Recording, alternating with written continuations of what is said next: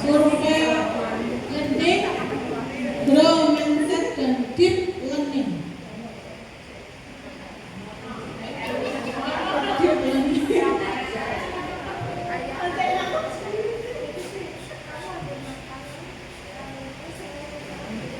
Survei learning ibarat kita keluar dari zona nyaman yang harus melewati zona ketakutan agar bisa masuk ke dalam deep learning atau zona pembelajaran. Oleh karena itu, growth mindset kita harus ditumbuhkan agar bisa menghilangkan rasa takut untuk menghadapi berhadapan dengan hambatan dan tantangan yang dalam kesulitan. Kita kalau mengajar siswa mesti punya tantangan tersendiri kan Bu, Pak? Contohnya pelajaran matematika. Matematika saja kelas 9 disuruh menghitung saja tidak bisa. Apalagi kelas 7, itu tantangan kita. Contohnya saja bahasa Indonesia. Ada yang tidak bisa membaca atau membacanya di eja. Ini Ibu Budi. Sekarang kan nggak boleh kalau ini Ibu Budi harus langsung.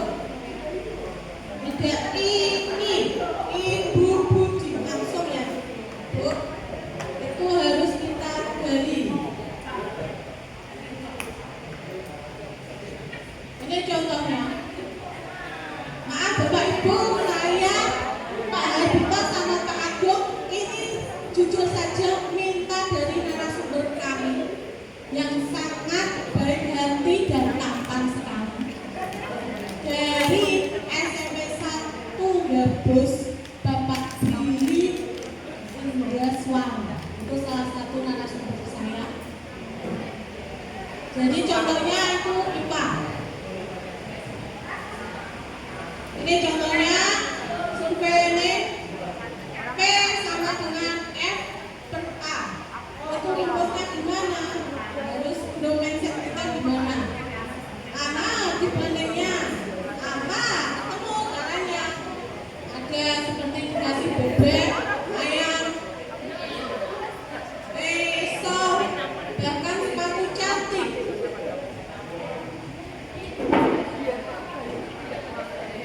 Nah, pola pikir adalah segalanya.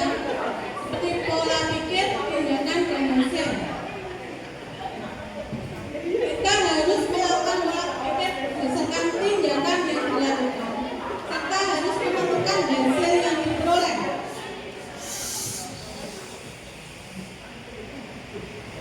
Menurut Profesor Abdul Mukhtar, kalau orang berpikir dengan growth mindset, maka dia yakin masalah yang hanya sedikit itu jalan keluarnya banyak. Karena itu jangan menyerah, jangan putus asa. Yakinlah ada jalan keluarnya. Menurut Bapak Menteri Pendidikan RI kita, konsep dan kerangka pembelajaran mendalam. Apa itu konsepnya? Pembelajaran mendalam merupakan pendekatan yang memuliakan dengan menekankan pada penciptaan suasana belajar dan proses pembelajaran berkesadaran, bermakna, dan menggembirakan melalui olah pikir, olah hati, olah rasa, dan olah strategi secara holistik dan terpadu. Jadi kalau kita mau mengajar tidak cuma di dalam kelas bisa, kita lakukan di luar kelas juga bisa. Contohnya saja kayak saya ngajar PS, kita mencari pelajaran keanekaragaman hayati. Kita keluarkan saja anak kita di sekitar mereka atau di sekitar kelas.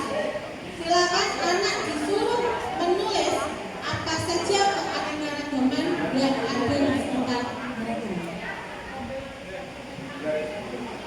Begitu juga pelajaran IPA, kita bisa keluar mencari apa saja keanekaragamannya.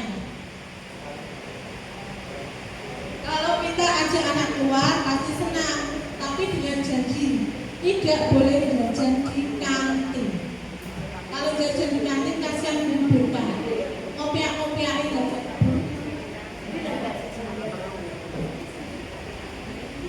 Pembelajaran mendalam itu melalui 8 dimensi lulusan. 8 dimensi lulusan yaitu adanya keimanan dan ketakwaan terhadap Tuhan Yang Maha Esa, kewargaan, kreativitas, penalaran kritis, kolaborasi, kemandirian, kesehatan, dan komunikasi. Kalau dulu dimensi profil lulusan kita sebut dengan profil pelajar Pancasila, yang sekarang diganti dimensi profil lulusan, yang menciptakan prinsip pembelajaran berkesadaran, bermakna, dan menggembirakan. Pengalaman belajarnya harus memahami, mengaplikasikan, dan merefleksi. Kerangka pembelajaran, praktek pedagogis, kemitraan pembelajaran, lingkungan pembelajaran, dan pemanfaatan digital.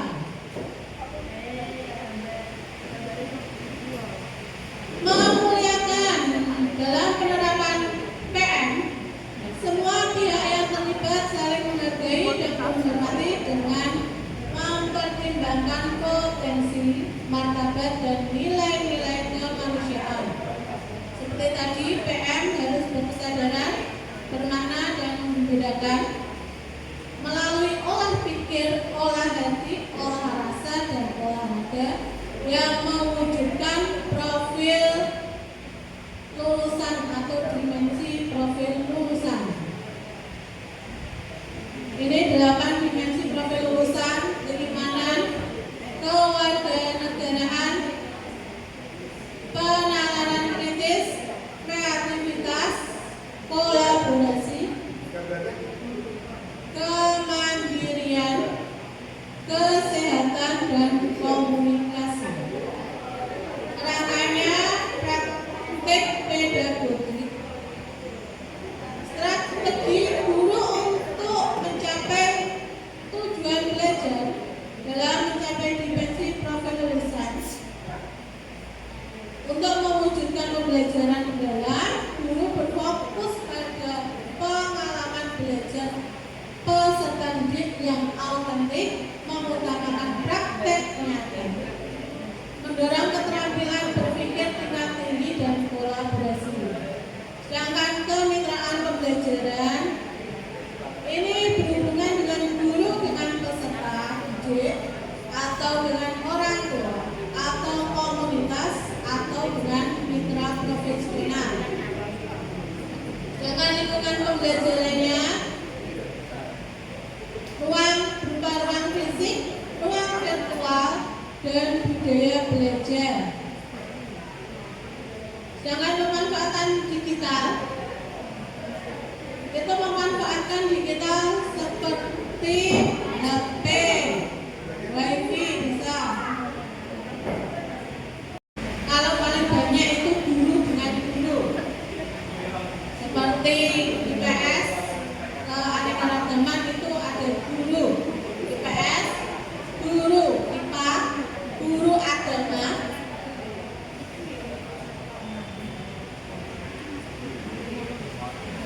Itu salah satunya. Guru PKN juga ada. Lingkungan luar sekolah seperti MDMP, mitra profesional, dunia usaha, dunia industri, dunia kerja, lembaga pendidikan dan media, masyarakat seperti orang tua, komunitas, tokoh masyarakat, organisasi keagamaan, dan budaya. Pemanfaatan digital, perencanaan pembelajaran, merancang dan mengelola kelas digital,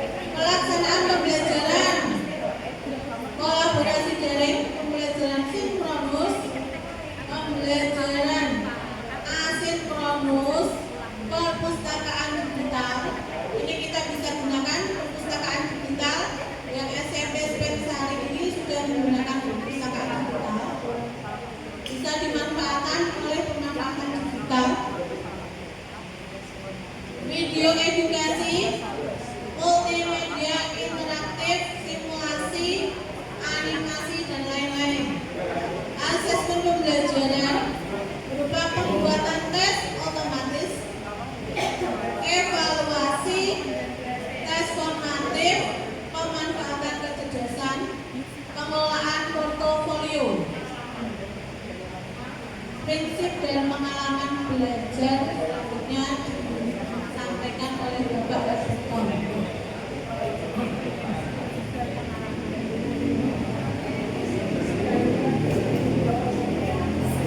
Ya, berikutnya. Oh ya, sebelumnya kita beri aplaus dulu untuk Ibu Ratna. Terima kasih Bu Ratna atas keluaran ilmunya. Mudah-mudahan akan semakin memberikan pemahaman kepada kami. Selaku pembawa acara dan selamat siang teman-teman guru SMP 1 Wadah Jaksa.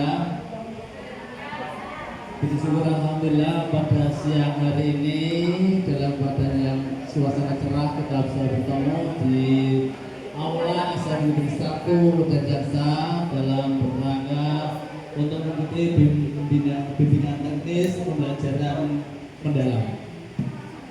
Bapak Ibu yang saya hormati, ini merupakan kelanjutan dari yang telah disampaikan oleh Bu Ratna tadi. Namun tadi untuk membawa acara saya tunggu-tunggu pantunnya, biasanya berpantun. Sampai sekarang belum berpantun. Baik, dari saya yang berpantun ini. Nasi gandum dicampur kurma. Belinya dari Jakarta.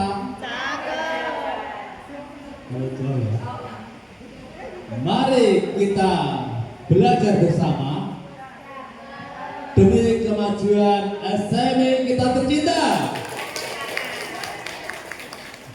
Terima kasih. Nah itu. Kemudian di sini kita satu sekolah ya, satu sekolah ini merupakan saudara saya.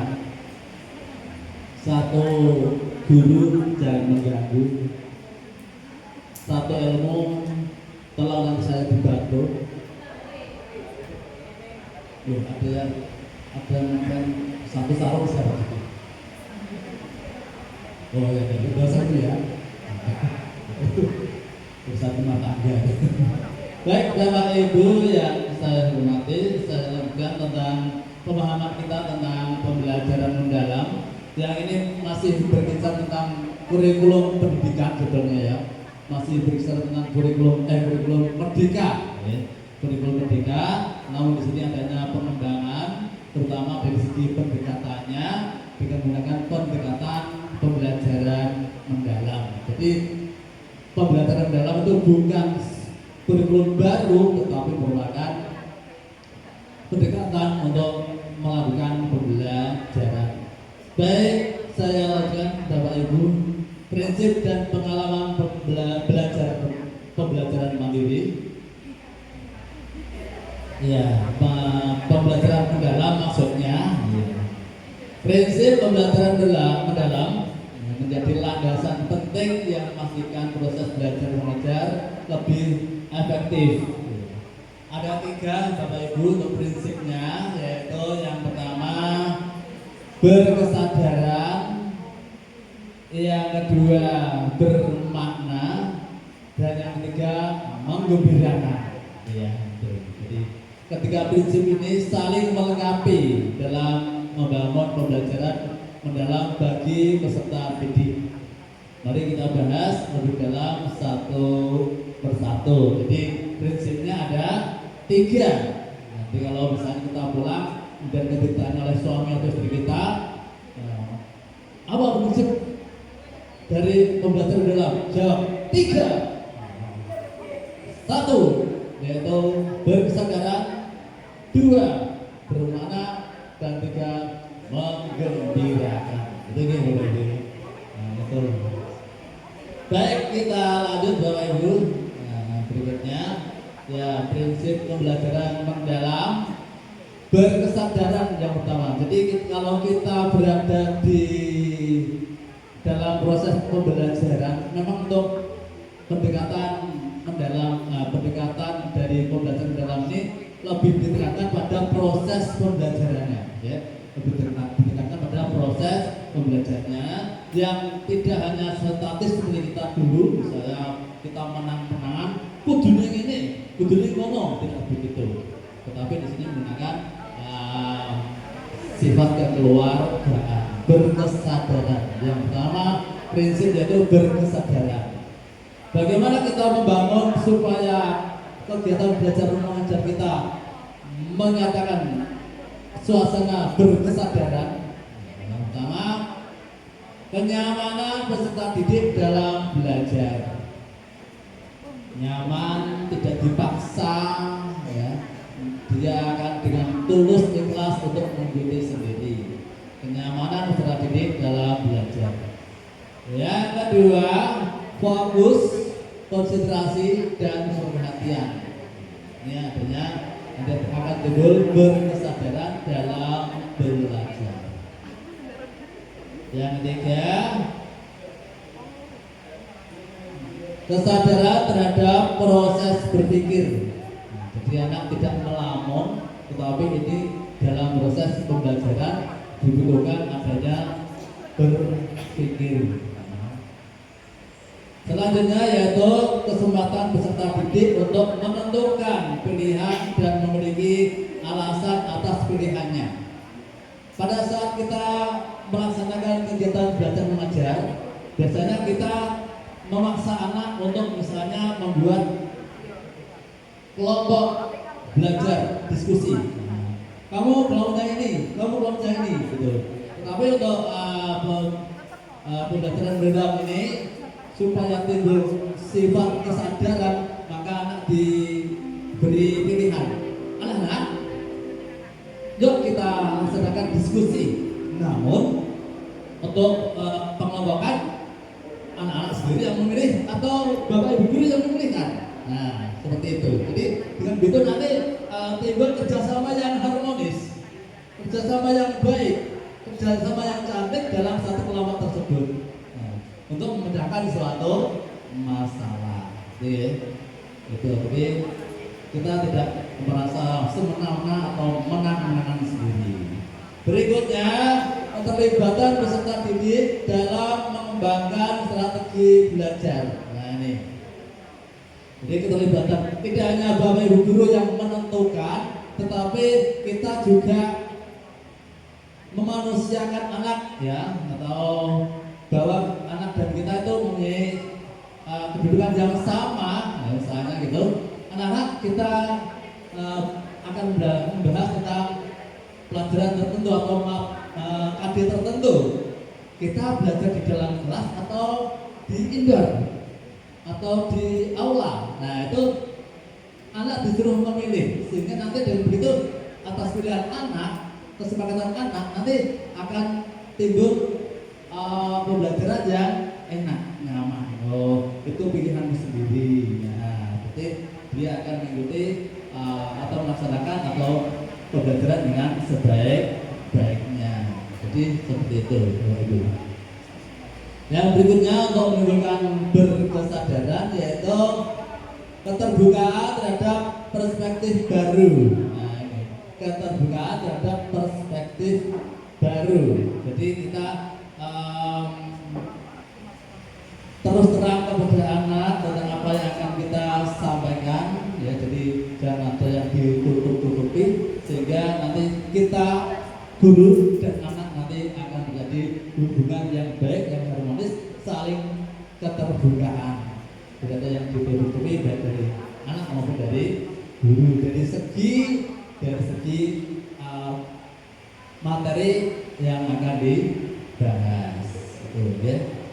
Baik, untuk berkesadaran yang lain yaitu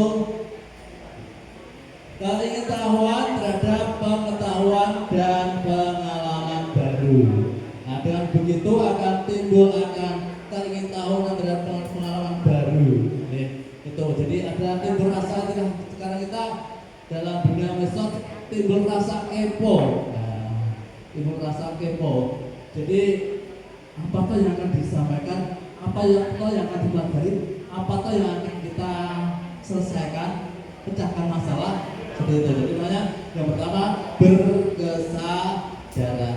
Atau mungkin di antara ini juga Bapak Ibu mempunyai trik-trik yang lain juga tidak betul kemungkinan begitu. Itu Bapak Ibu. Itu yang pertama, berkesadaran. Yang kedua yaitu bermakna.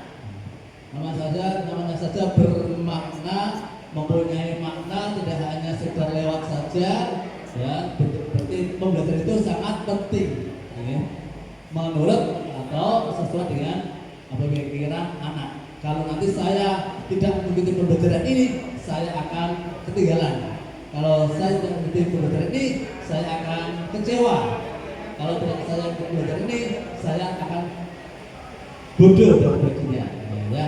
Bermakna antara lain yaitu berbicara kontekstual dan atau relevan dengan kehidupan nyata. Jadi kita menyampaikan kepada anak bahwa materi yang kita sampaikan ini tidak hanya sekedar teori saja, tetapi juga sangat diperlukan dalam kehidupan nyata. Seperti itu, oke? Sangat diperlukan dalam kehidupan nyata. Misalnya saja dalam bahasa Indonesia, misalnya teks prosedur misalnya. Nah, itu tidak hanya sekedar teori, tetapi diperlukan dalam kehidupan nyata. Misalnya, tiap melakukan sesuatu pasti ada langkah-langkahnya, ada caranya, ada prosedurnya. Dan kalau tidak melakukan sesuatu prosedur, nanti akan mengakibatkan hal yang fatal yang tidak kita inginkan. Misalnya seperti itu. Yaitu namanya yaitu kontekstual atau relevan dengan kehidupan nyata. Dan begitu akan timbul motivasi anak untuk mengikuti pembelajaran. Oh itu sangat penting sekali. Termasuk juga misalnya teks prosedur. Anak-anak pernah lihat di media sosial misalnya tutorial tentang ini, tutorial tentang itu. Kenapa? Misalnya tutorial tentang apa yang kamu pernah lihat? Oh, tutorial membuat kerupuk Pak, misalnya. Nah, itu tutorial itu pun termasuk dalam pengembangan teks prosedur. Dengan begitu nanti kalau anak sudah mengasih teks prosedur, dia nanti akan bisa membuat teks prosedur yang lain atau bahkan buat konten-konten tutorial sehingga bisa mendatangkan penghasilan. Misalnya seperti itu. Anak kita beri motivasi. Oke.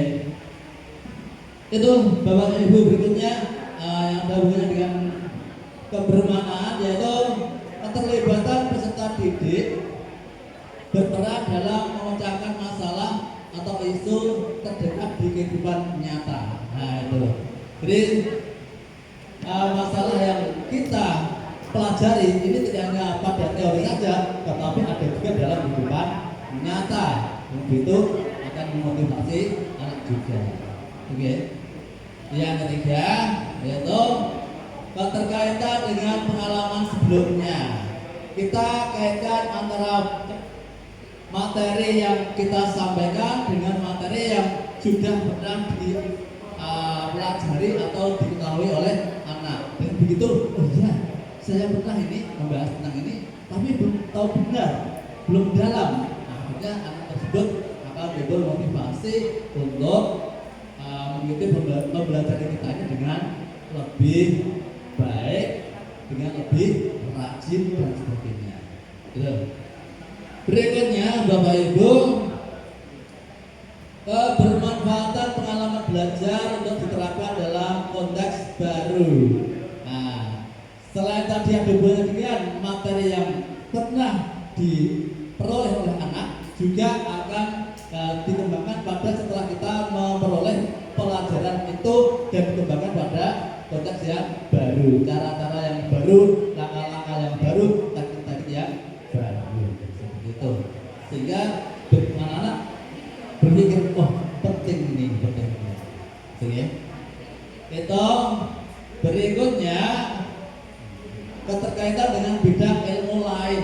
Nah, jadi di sini untuk pembelajaran mendalam tidak hanya satu ilmu itu tidak hanya berdiri sendiri, tapi ada keterkaitan dengan ilmu yang lain. Misalnya ilmu matematika berhitung. Ini ada hubungannya dengan ilmu IPS misalnya gitu, tentang jual beli. Nah, dan ada hubungannya dengan ilmu agama, misalnya untuk menghitung zakat, nah, dan sebagainya. Nah, ini, dan begitu anak akan tertarik, oh ya, ternyata matematika tidak hanya berdiri sendiri, tetapi juga ada keterkaitan dengan pelajaran yang lain. Penting ini. Nah, seperti itu. Oke. Mungkin matematika kurang tertarik, tapi dia tertarik di IPS. Oh, itu juga akan belajar. Mungkin tidak tertarik dengan matematika, tidak tertarik dengan IPS, tertarik dengan agama. Oh, yang penting juga agama. Itu. Bahkan seandainya tiga-tiganya tertarik, semakin tersebut antusias untuk mengikuti pelajaran.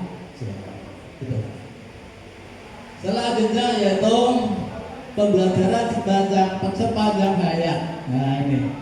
Jadi ilmu yang kita sampaikan kepada anak itu tidak hanya selesai sampai di situ, tetapi untuk kehidupan di masyarakat. Nah itu namanya pembelajaran sepanjang hayat dan akan dikembangkan di masyarakat juga. Itu jadi itu namanya bermakna ilmu yang kita sampaikan. Yang ketiga yaitu menggembirakan. Yang ketiga, pembelajaran di kelas itu bisa kita kondisikan pembelajaran yang menggembirakan, tidak waku, tidak tegang, tetapi menggembirakan. Oke. Antara lain supaya pembelajaran kita menggembirakan, yaitu yang pertama lingkungan pembelajaran yang interaktif. Nah, interaktif antara guru dan anak, antara anak dan anak. Ya, interaktif seperti itu.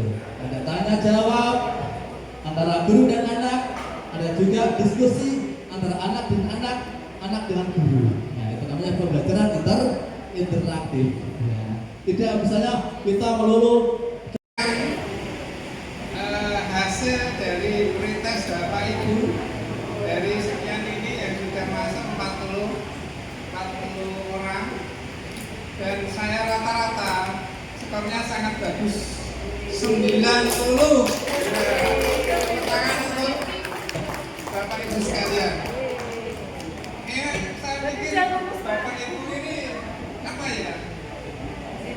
Jenius. Betul. Kalau dalam asesmen tugas saya nanti bukan asesmen.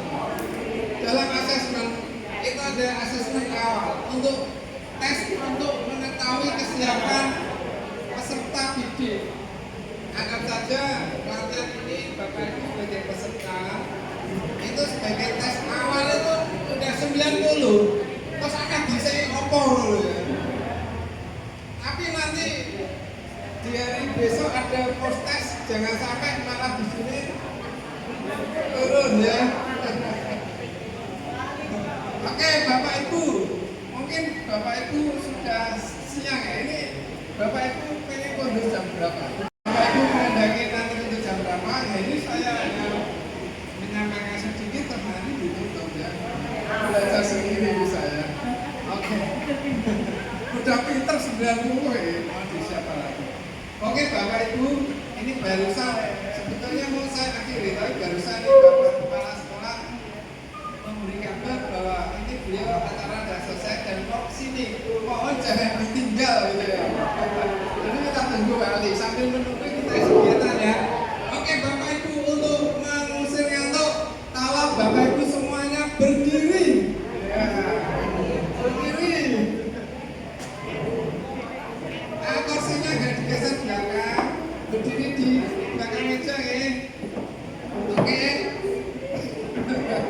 Biar yang ngantuk biar berdiri. Oke, Bapak Ibu, tolong berdiri semuanya ya. Oke, siap gerak. Hadap kanan gerak. Ya, silakan Bapak Ibu memijit teman di depan Anda.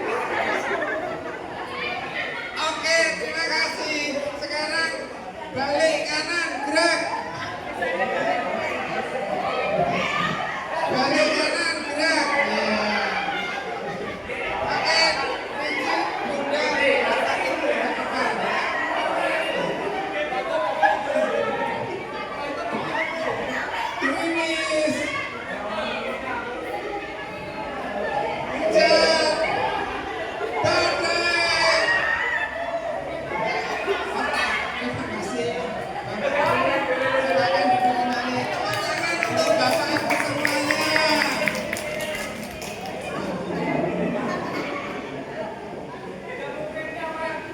Ya?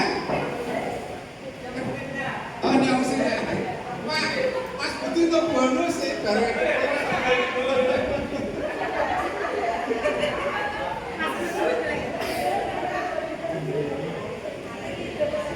Oke, masih ngantuk Bapak Ibu. Tadi saya lihat itu Bapak Ibu pada ngantuk. Oke, oke.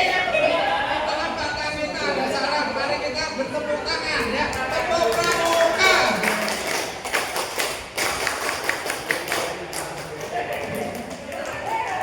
Oke, saya kalau bilang selamat pagi, tepuknya 3 kali. Selamat pagi. Selamat siang 2 kali. Selamat siang. Nah, kalau selamat malam tepuknya setengah kali. Nah, oke ya. Kita coba. Selamat pagi. Pagi. Siang. Kalau saya pagi, ya. Kalau siang 2, kalau malam setengah ya. Oke, ulang. Selamat pagi. Selamat siang. Selamat pagi. Selamat malam. Oke, selamat siang. 1 kali tepuk pramuka. Ya, bagus, terima kasih.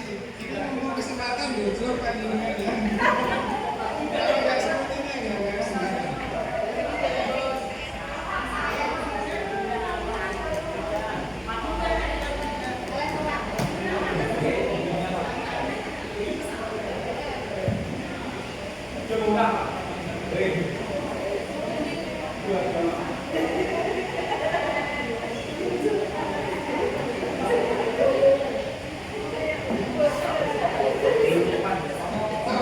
Sebetulnya ini saya mau kasih ini tapi nggak kita kasih itu.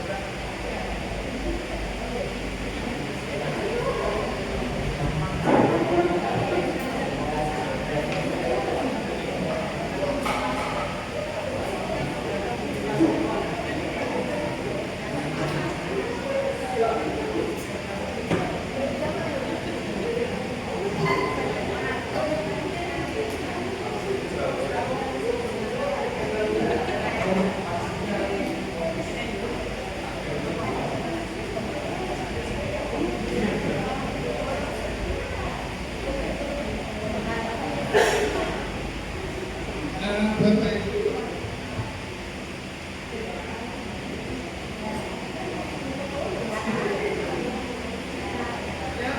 Bapak Ibu, lihat tanda ini ya.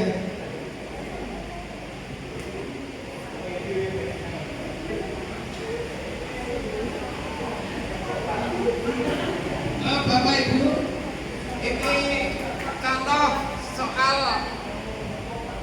ini anggap aja asesmen numerik ya, numerik. Di sini kita tampilkan infografis yaitu kemampuan hot siswa Indonesia masih rendah. Ini sumber diolah dari hasil PISA tahun 2018. Ya, coba Bapak Ibu lihat kemampuan membaca kita. Ya, ini sebelah kiri ini membaca Bapak Ibu. Yang tengah ini matematika, yang kanan ini sains. Ya, Bapak Ibu, Indonesia merah ya, merah ini level 1. Level 1 itu low order thinking. Jadi yang rendah. Yang rendah. Terus kalau kuning itu level 2. Level 2 berarti apa? sudah di atasnya. Nah, coba ini Bapak Ibu lihat kemampuan baca siswa kita level 1-nya merah ini berapa persen ini? 70%. Jadi kemampuan membaca siswa kita sesuai hasil PISA tahun 2018 ini 80%, 70% ini masih berada di level 1. Sementara negara Thailand merahnya lebih sedikit, Malaysia merahnya lebih sedikit, Jepang sedikit, Singapura, Cina malah hanya sekian sedikit. Sedangkan yang level di atasnya ini abu-abu level 6 paling ada ini ya. Jadi Cina kemampuan membacanya sangat tinggi. Nah, Indonesia sangat rendah. Begitu juga untuk kemampuan matematika. Matematika Indonesia level 1-nya ini sama dengan membaca ya, imbang.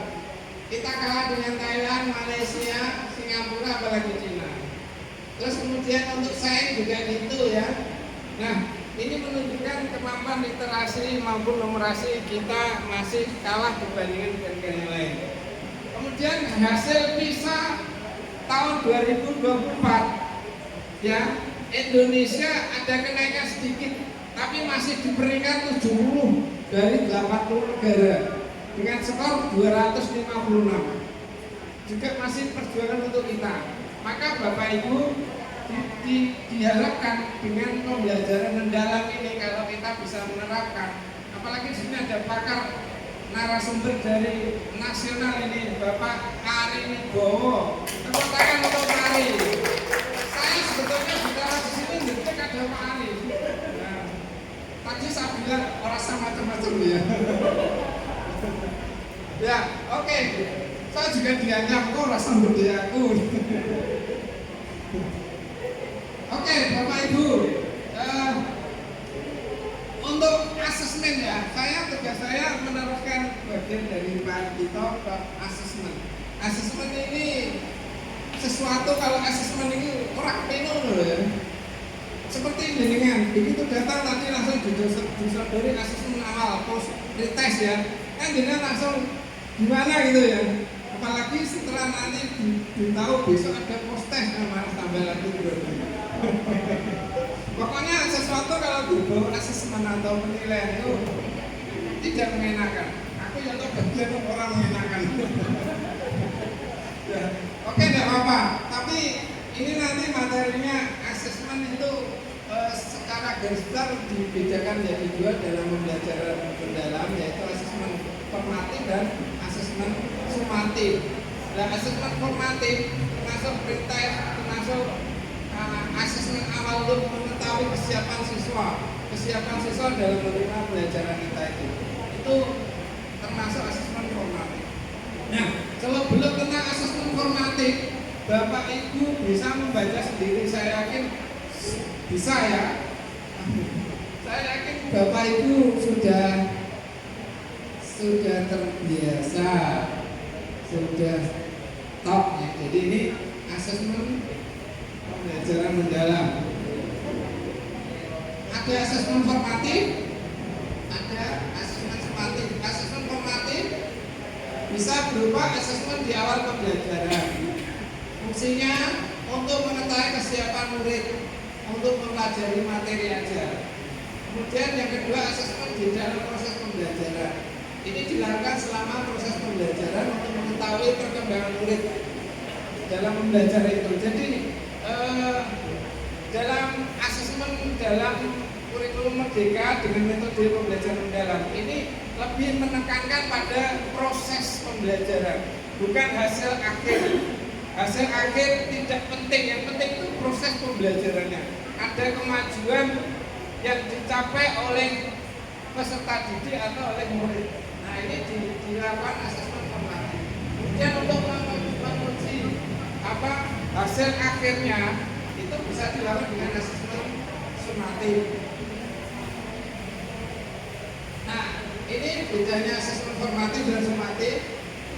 Kemudian ini contoh teknik asesmen, ada observasi, project, dan lain-lain. video penugasan. Terus instrumen asesmen bisa berupa rubrik, checklist, catatan anekdotal, grafik dan lain-lain. Kemudian asesmen ada belajar mendalam. Nah ini pengembangan asesmen pada pembelajaran mendalam yaitu asesmen formatif dan sumatif. Asesmen formatif perlu dikuatkan untuk memberikan manfaat selama proses pembelajaran dilakukan secara bertahap dan berkelanjutan untuk mencapai level pembelajaran mendalam dengan mempertimbangkan 3 pengalaman belajar yang tadi sudah disampaikan oleh Pak Bito dan Bu Ratna, yaitu memahami, mengaplikasi dan merefleksi.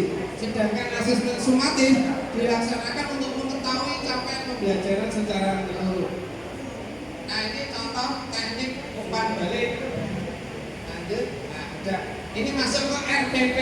Ini dilanjutkan apa berhenti? Nah dilanjutkan nanti dikasih tugas membuat contoh RPP ya. Satu RPP dikumpulkan besok pagi. Ibu-ibu bersedia tidak? Tidak. Oke. Sudah dikumpulkan di Bu Mulia. Ya, berarti kesannya kan belum ya.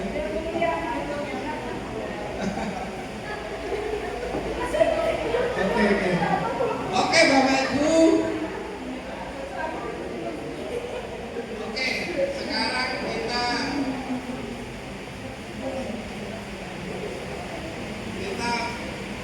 langsung ke saya pengen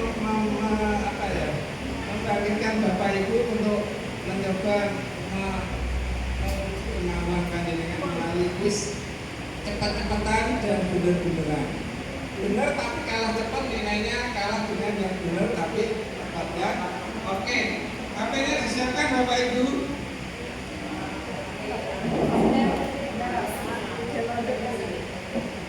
Jangan sinyalin, pakai tethering saya. Ada saya berbagi. Nah ini 714-857 714 ya? Enggak, tidak 714-857